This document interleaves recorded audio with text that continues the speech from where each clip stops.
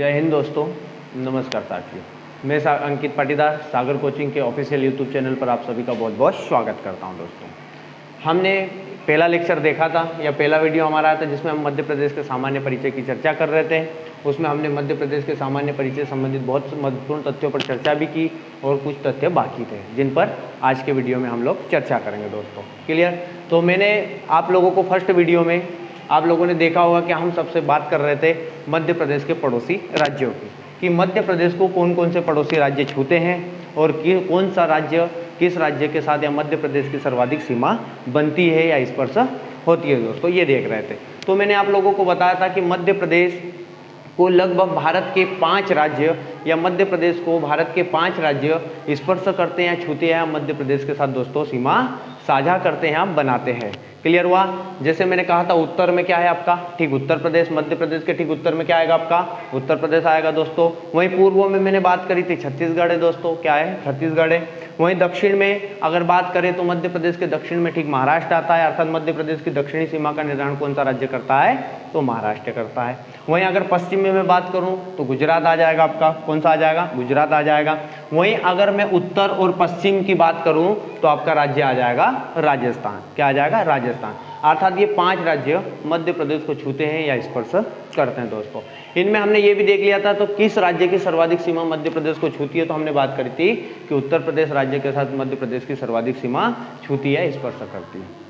हम इस वीडियो में कंटिन्यू आगे बढ़ेंगे, मध्य प्रदेश के जिले या उन जिलों को देखेंगे जो उत्तर प्रदेश के साथ स्पर्श करते हैं या मध्य प्रदेश के वो जिले जो अपने पड़ोसी राज्यों को छूते हैं या उनके साथ सीमा साझा करते हैं। क्लियर? तो दोस्तों सबसे पहले हम बात करेंगे उत्तर प्रदेश की। तो मध्य प्रदेश के 13 जिले, मध्य प्रदेश के 13 जिले उत्तर प्रदेश राज्य की सीमा को छूते हैं या स्पर्श करते हैं। ये जिले हमें कम से कम याद होना चाहिए, क्योंकि कभी कभी एग्जामों में यहाँ से क्वेश्चन अलग टाइप से बना लेता है या उसका पूछने का तरीका बदल जाता है। जैसे कभी कभी पूछ लेता है कि निम्नों में से बताइए कौन सा जिला मध्य प्रदेश का है जो उत्तर प्रदेश के साथ सीमा नहीं बनाता है, या निम्नों में से बताइए मध्य प्रदेश का ऐसा कौन सा जिला है जो उत्तर प्रदेश के साथ सीमा बनाता है। क्लियर हुआ?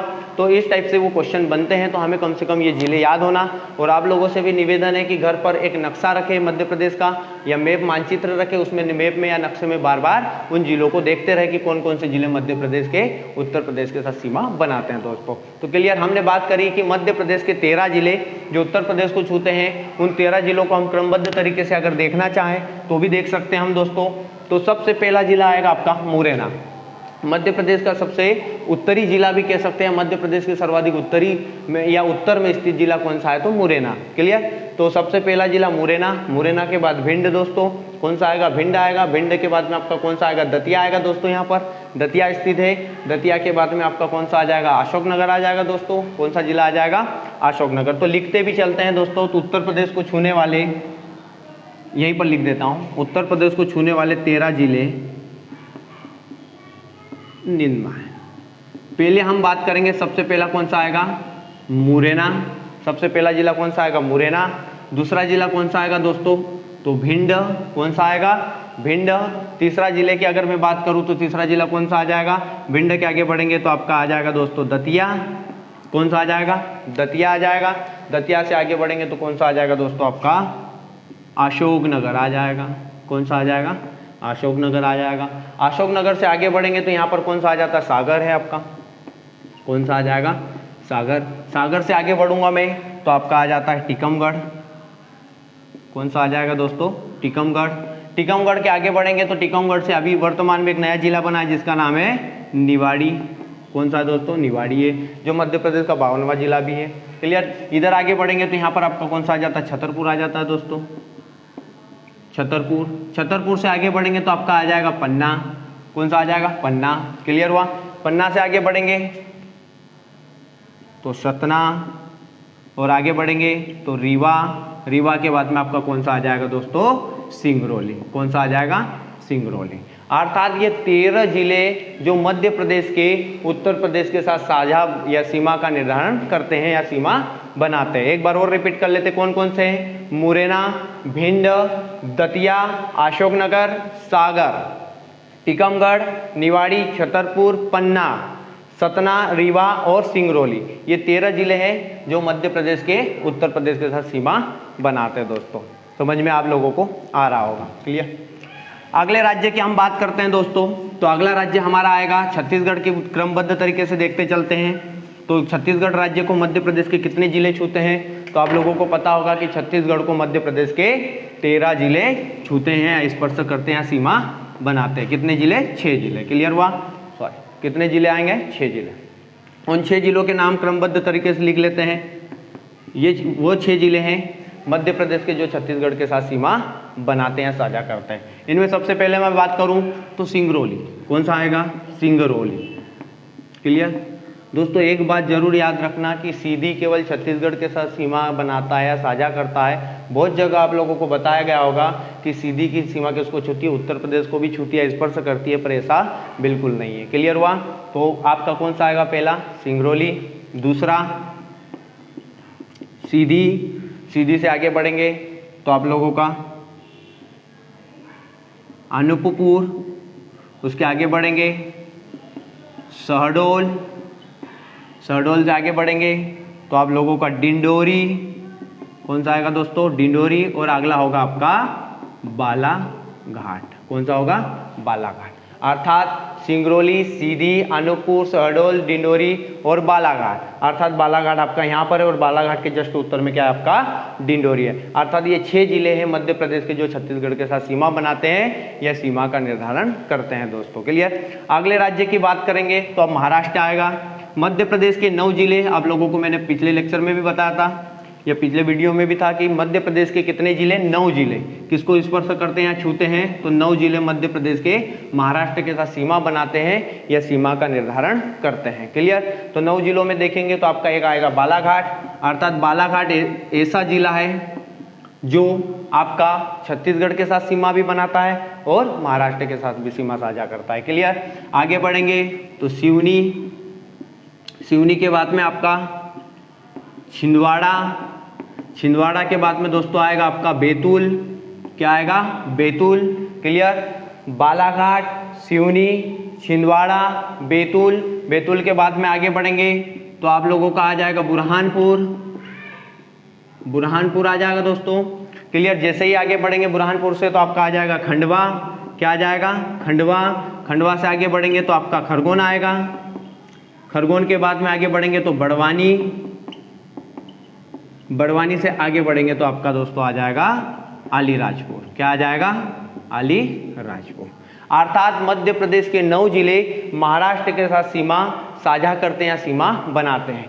कौन कौन से? बालाघाट, सिवनी, क्लियर, छिंदवाड़ा, बैतूल, बुरहानपुर, खंडवा, खरगोन, बड़वानी और अलीराजपुर।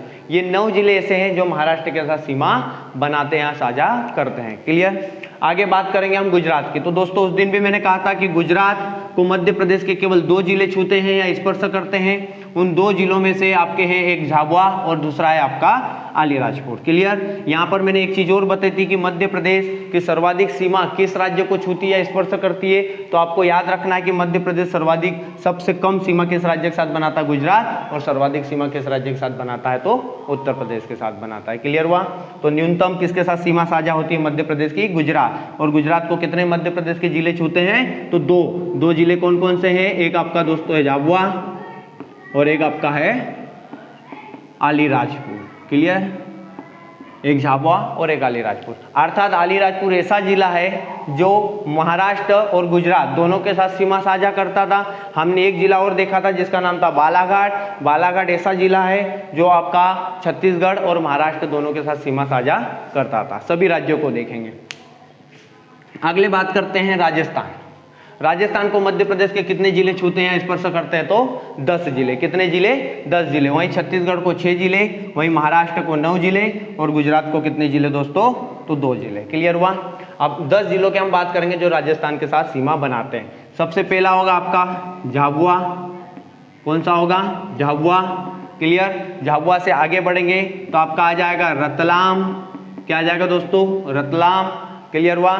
आगे बढ़ेंगे तो मंदसौर, मंदसौर से आगे बढ़ेंगे तो आपका आ जाएगा नीमच, क्या आ जाएगा दोस्तों? नीमच, क्लियर। नीमच से आगे बढ़ेंगे तो आपका आ जाएगा आगर मालवा जो शाजापुर से एक नया जिला बना था, जो मध्य प्रदेश का 51वां जिला था।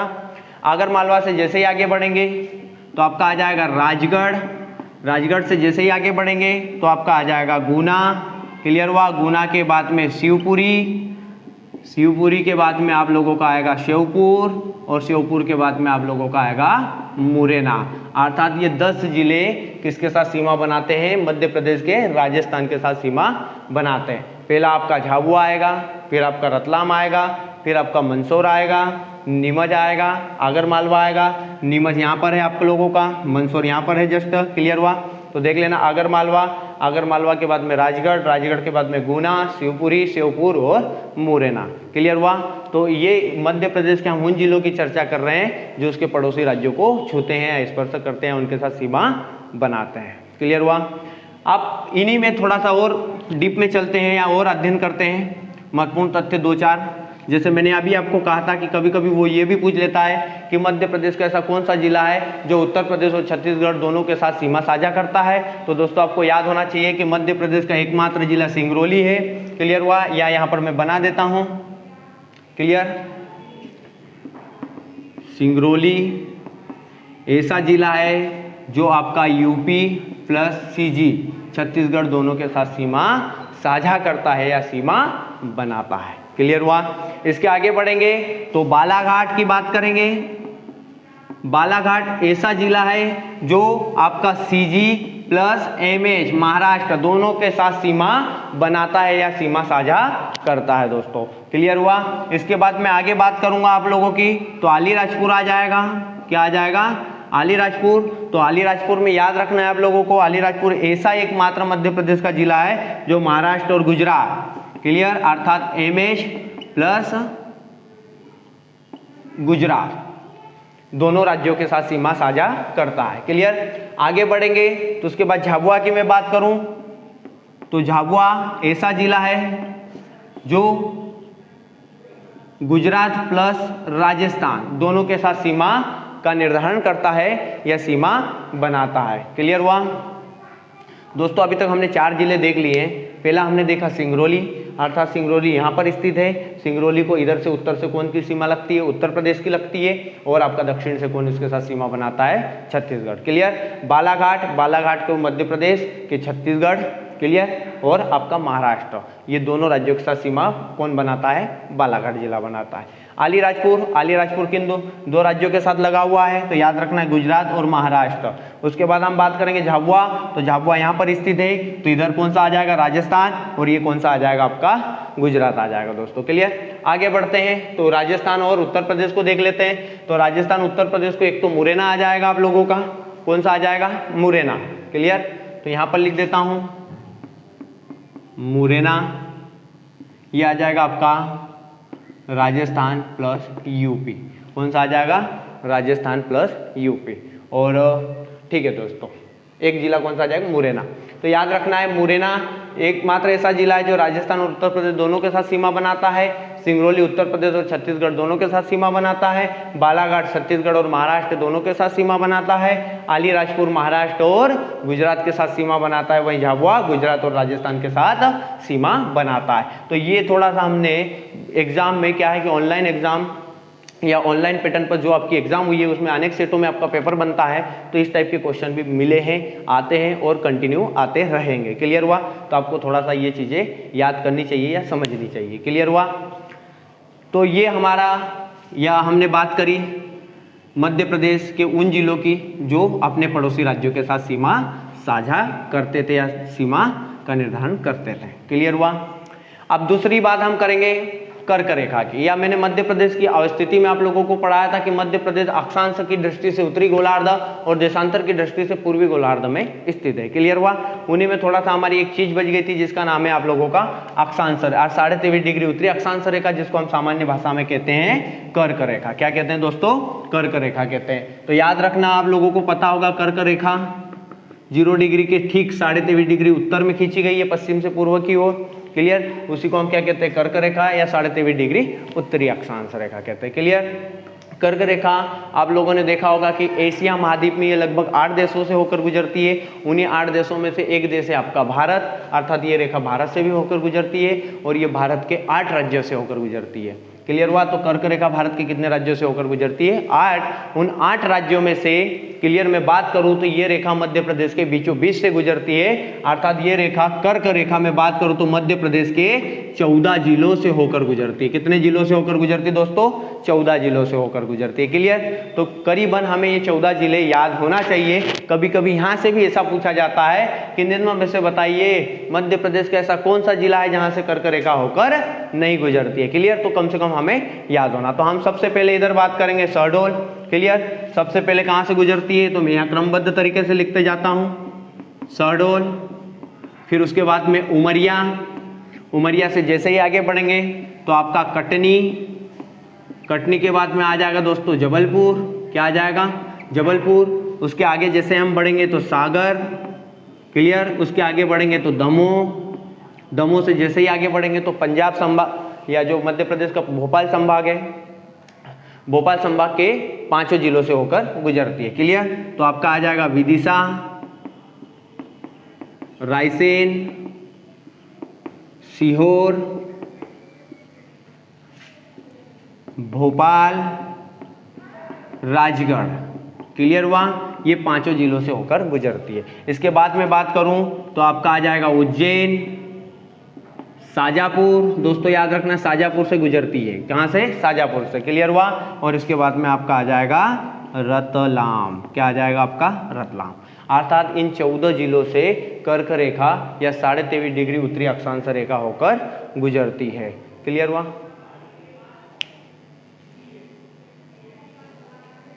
हाँ, तो दोस्तों हम बात कर रहे थे उन 14 जिलों की या उन 14 जिले जहां से कर्क रेखा होकर गुजरती है, अर्थात मध्य प्रदेश के उन 14 जिलों को हमने देखा जहां जहां से कर्क रेखा होकर गुजरती है। क्लियर?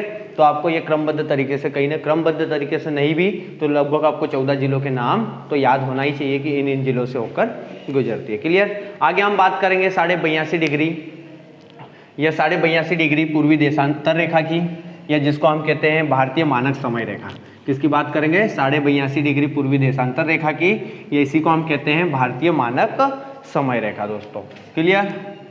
अर्थात भारत में समय का निर्धारण कहाँ से किया गया है? तो यहाँ पर मैं लिख देता हूँ, आप लोगों को याद रखना है 82.5 डिग्री पूर्वी देशांतर रेखा, पूर्वी देशांतर रेखा।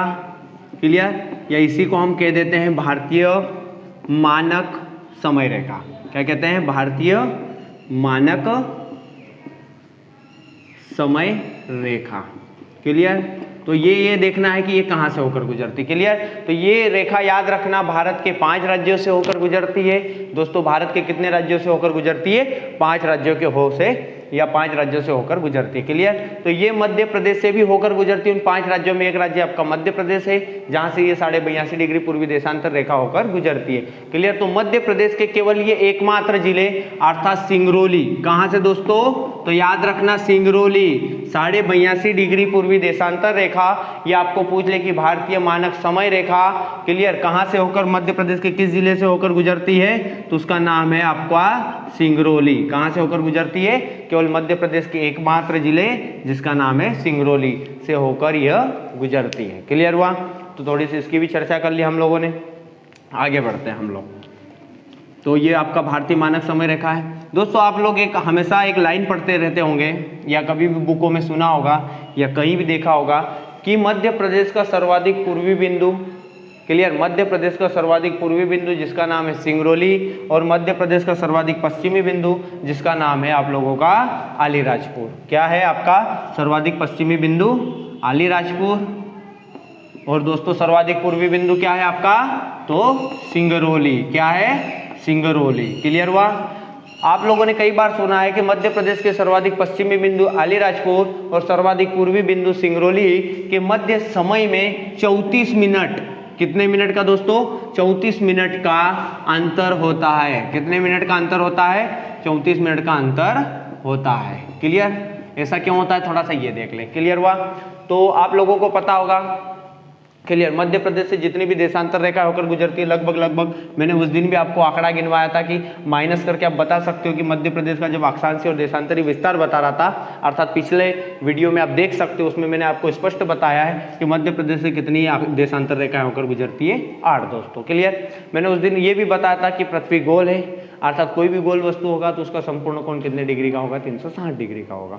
क्लियर। अर्थात मैं ये कह सकता हूँ कि पृथ्वी 360 डिग्री घूमने में 24 घंटे लगाती है। अर्थात दोस्तों पृथ्वी 360 डिग्री कितने घंटे में घूम जाती है, 24 घंटों में घूम जाती है। एक बार और देख लेते हैं, पृथ्वी 360 जो डिग्री का कोण बना रही है, अर्थात अपने अक्ष पर एक घूर्णन पूरा करने में या एक घूर्णन चक्र पूरा करने में कितने समय लगता है, 24 घंटे का। क्लियर। तो हमें मिनट में चाहिए था तो हमने घंटों को किस में कन्वर्ट कर लिया, मिनट में कर लिया, तो ये आपका हो गया 1440 मिनट। अर्थात 24 घंटे में कितने मिनट होते हैं दोस्तों, 1440 मिनट होते हैं। क्लियर। तो जब 1440 मिनट में पृथ्वी 360 डिग्री घूम जाती है दोस्तों, तो 1 डिग्री घूमने में हमें कितना समय लगेगा, तो सीधी सी बात है, पृथ्वी को 1 डिग्री घूमने में 360 मिनट, पृथ्वी को 1 डिग्री निकालना हो तो 1440 में 360 का भाग दे देंगे, 0 से 0 चला जाएगा, 36 चौक क्या आ जाएगा आपका 144। क्लियर हुआ दोस्तों।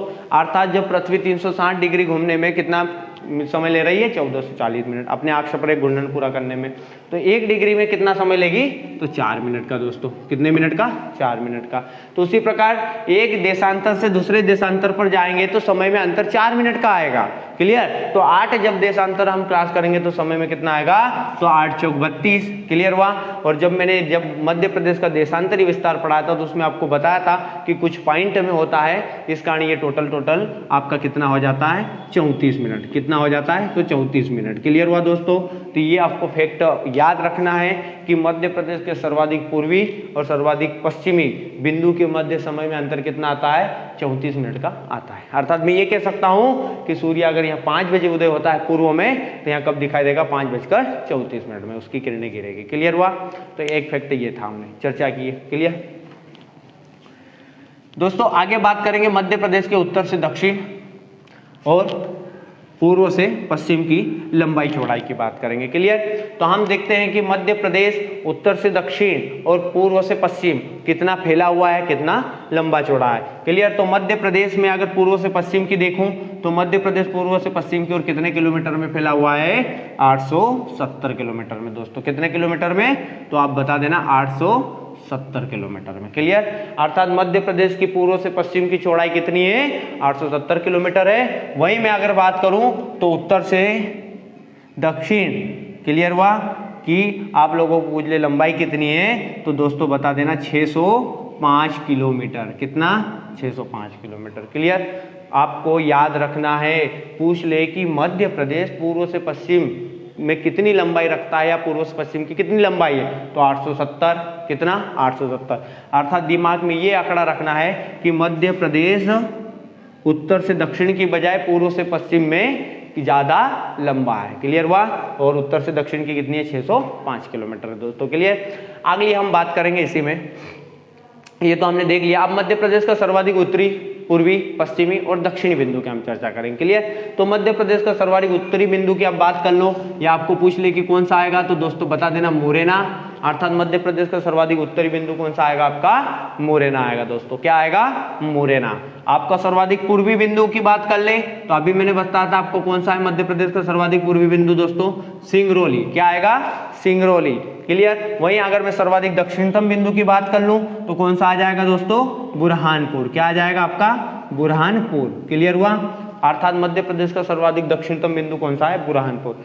और अगले में बात कर लूं सर्वाधिक पश्चिमी बिंदु कौन सा है, तो यहाँ पर नाम लिखा है मैंने, अलीराजपुर। किसका नाम है, अलीराजपुर। अर्थात सबसे उत्तर में स्थित मुरैना, सबसे दक्षिण में स्थित बुरहानपुर। क्लियर हुआ। सबसे पूर्व में स्थित सिंगरौली और सर्वाधिक पश्चिम में स्थित अलीराजपुर है। क्लियर हुआ।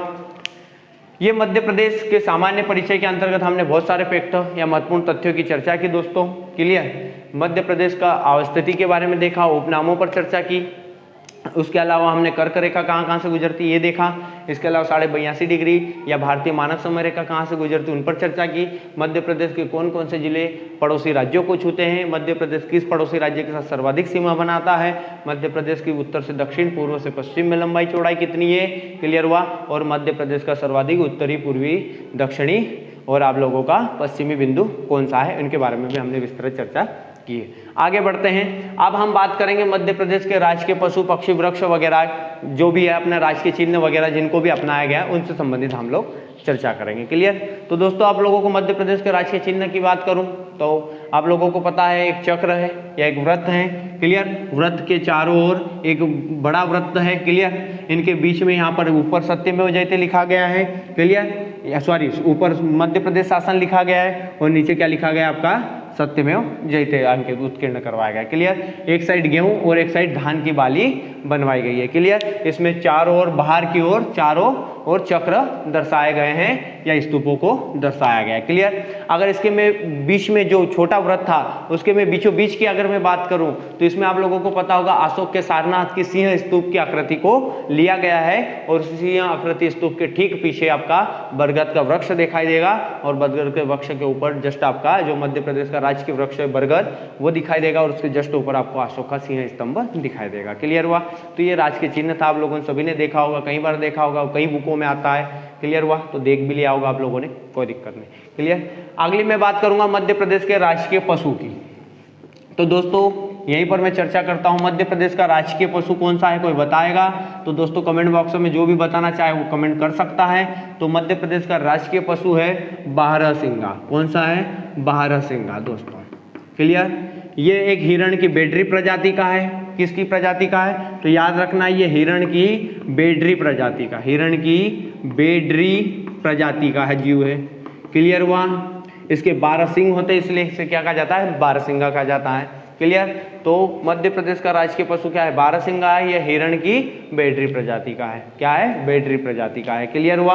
अगली मैं बात करूंगा तो मध्य प्रदेश के राजकीय पशु के बाद में हम देखेंगे पक्षी की। क्लियर। तो इसी को मैं मिटा देता हूं दोस्तों। मध्य प्रदेश का राजकीय पक्षी या जिसकी हम बात करें तो दूधराज है या इसी को हम क्या कहते हैं? शाह बुलबुल कहते हैं। क्या कहते हैं? शाहे बुलबुल भी बोल सकते हैं। क्लियर हुआ। इसका वैज्ञानिक नाम या साइंटिफिक नाम भी पूछे तो बता देना या कभी कभी पूछ लेता है तो इसका वैज्ञानिक नाम है पैराडाइज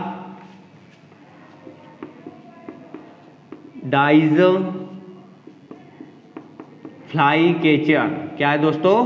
पैराडाइज फ्लाई कैचर। क्या है? Fly catcher. क्लियर हुआ। दूधराज या शाहे बुलबुल जिसका वैज्ञानिक नाम paradise fly catcher, paradise fly catcher है। क्लियर हुआ। तो ये याद रखना है आप लोगों को। इसके अलावा में पशु हमने देख लिया, पक्षी देख लिया। हम बात करेंगे राजकीय वृक्ष की। मध्य प्रदेश का राजकीय वृक्ष आप लोगों को पता होगा, मध्य प्रदेश का राजकीय वृक्ष है बरगद। क्या है दोस्तों? बरगद। क्लियर। आप लोगों ने इसका नाम भी सुना होगा फाइकस बेंडालिसिस, इसको कहते हैं हम लोग। क्या कहते हैं? इसका वैज्ञानिक नाम है, साइंटिफिक नाम है, वैज्ञानिक नाम फाइकस बेंडालिसिस। मैं सिंगरोली को मिटा रहा हूं दोस्तों। क्लियर। बेंडालिसिस। तो राजकीय वृक्ष का नाम है बरगद। क्लियर। ये मध्य प्रदेश का राजकीय वृक्ष है और उसके राजकीय चिन्ह पर भी उत्कीर्ण है। वैज्ञानिक नाम है फाइकस बेंडालिसिस, फाइकस बेंडालिसिस है। क्लियर हुआ। इसके अलावा मध्य प्रदेश के राजकीय पशु पक्षी वृक्ष और खेल की भी अगर मैं पशु पक्षी और वृक्ष तीनों की बात करूं तो याद रखना इन्हें 1 नवंबर 1981 को अपनाया गया। कब अपनाया गया? मध्य प्रदेश का यहां पर लिख देता हूं पशु पक्षी और दोस्तों वृक्ष, ये तीनों को संयुक्त रूप से कब अपनाया गया? तो याद रखना 1 नवंबर 1956 को इन्हें अपनाया गया। क्लियर हुआ। मध्य प्रदेश का राजकीय पशु पक्षी और वृक्ष तीनों को 1 नवंबर 1956 को अपनाया गया है। क्लियर हुआ दोस्तों। इन्हीं के बाद मैं अगली चर्चा करना चाहूं तो हम लोग मध्य प्रदेश के राजकीय खेल की देखेंगे। तो मध्य प्रदेश का राजकीय खेल आप लोगों को पता होगा, मध्य प्रदेश का राजकीय खेल है मलखंभ। क्लियर। मध्य प्रदेश का राजकीय खेल कौन सा है? राजकीय खेल मलखंभ। क्या है दोस्तों? मलखंभ है। क्लियर हुआ। मलखंभ की उत्पत्ति याद रखना उज्जैन से मानी जाती है। कहां से मानी जाती है? उज्जैन से दोस्तों मानी जाती है। तो मलखंभ मध्य प्रदेश का राजकीय खेल है। क्या है? मध्य प्रदेश का राजकीय खेल है। क्लियर। इसे सन 2013 को मध्य प्रदेश का राजकीय खेल का दर्जा इसे सन 2011 को राजकीय खेल का दर्जा प्रदान किया गया। कब किया गया? सन 2011 को राजकीय खेल का दर्जा प्रदान किया गया दोस्तों। क्लियर हुआ? अब देखो ये इंपॉर्टेंट बाकी आप लोग बहुत सारी चीज़ों को जानते होंगे, इसलिए मैं ज़्यादा इन पर विस्तृत चर्चा नहीं कर रहा हूँ, क्योंकि 3-4 चीज़ें थी तो मैंने आप लोगों से चर्चा की। क्लियर कि मध्य प्रदेश का राष्ट्रीय नृत्य कौन सा है? तो आप लोग बिल्कुल जानते होंगे राइन है, जो बुंदेलखंड क्षेत्र में किया जाता है। क्लियर? मध्य प्रदेश का राजकीय नाट्य कौन सा है? तो दोस्तों आप जानते होंगे मालवा का माछ है, जो मालवा क्षेत्र में किया जाता है। माछ की उत्पत्ति भी देवास से मानी जाती है। क्लियर हुआ? तो इस प्रकार के राजकीय नृत्य, राजकीय गायन वगैरह, मेरा मध्य प्रदेश महान है, आप लोगों ने देखा होगा महेश श्रीवास्तव, तो ये चीज़ें आप लोग जानते होंगे, इस पर मैं ज़्यादा विस्तृत से चर्चा नहीं कर रहा हूँ। तो ये 3-4 चीज़ें मैंने इंपॉर्टेंट थी, इस पर चर्चा की है। क्लियर दोस्तों? मध्य प्रदेश का सामान्य परिचय के अंतर्गत हमने दोनों लेक्चरों में देखा, पहले वाले में भी देखा और सेकंड वाले में भी मैंने महत्वपूर्ण जो भी तथ्य थे उनको विशेष रूप से फिर लोगों के सामने चर्चा की। क्लियर? आज का लेक्चर मेरा यहीं पर खत्म होगा और बहुत ही जल्दी आपके सामने मध्य प्रदेश के गठन पर पूर्ण रूप से या विस्तृत रूप से चर्चा होगी और महत्वपूर्ण बिंदुओं पर हम चर्चा करेंगे। क्लियर? जय हिंद दोस्तों। अगर ये वीडियो आप लोगों को पसंद आया हो, हमारा पढ़ाना पसंद आता हो, तो आप लोगों से बहुत बहुत निवेदन है कि आप उसे ज़्यादा से ज़्यादा लाइक करें, शेयर करें, सब्सक्राइब करें और अपने दोस्तों तक उसे पहुँचाएं, और दोस्तों बेल आइकन दबाना न भूलें। जय हिंद दोस्तों।